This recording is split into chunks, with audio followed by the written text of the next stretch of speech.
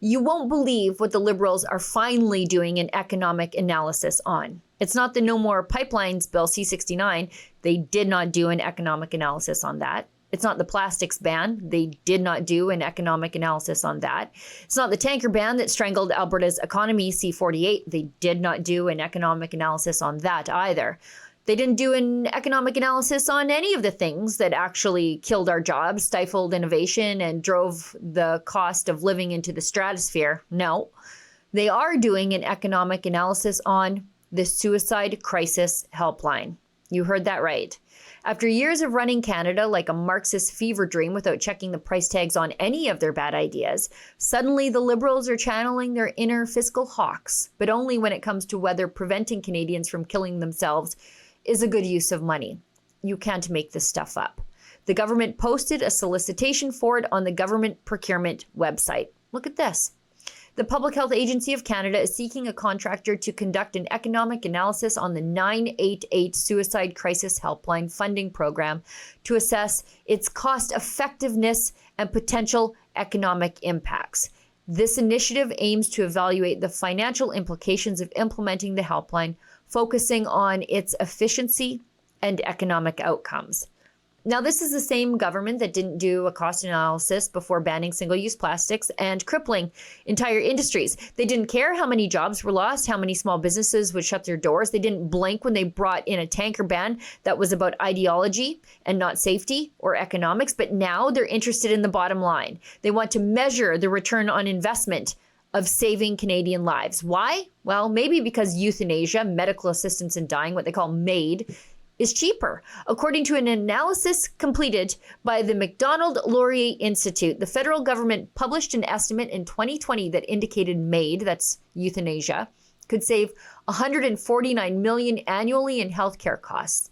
The Parliamentary Budget Officer report cost estimate for Bill C-7, medical assistance in dying, outlined the potential cost savings expected with Bill C-7 and the expansion of MAID to patients whose death is not expected in the relative near term.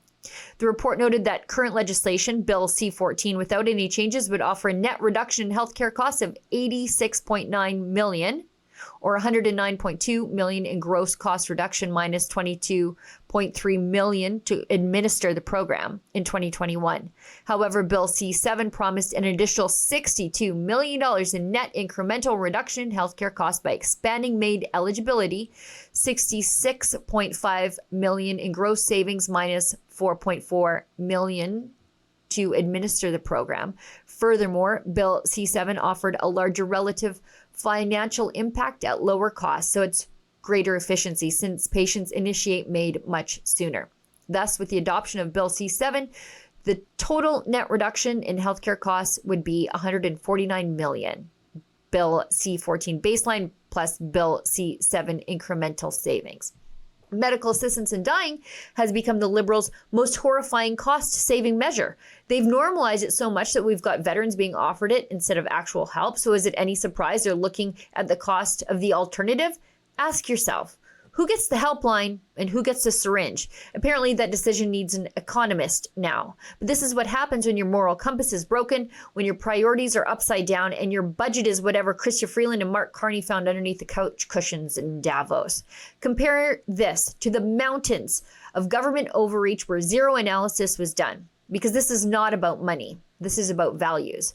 And with this Liberal government, we know exactly what those values are. Control, ideology, and convenience at any cost, unless that cost is saving lives. For Rebel News, I'm Sheila Gunn-Reid.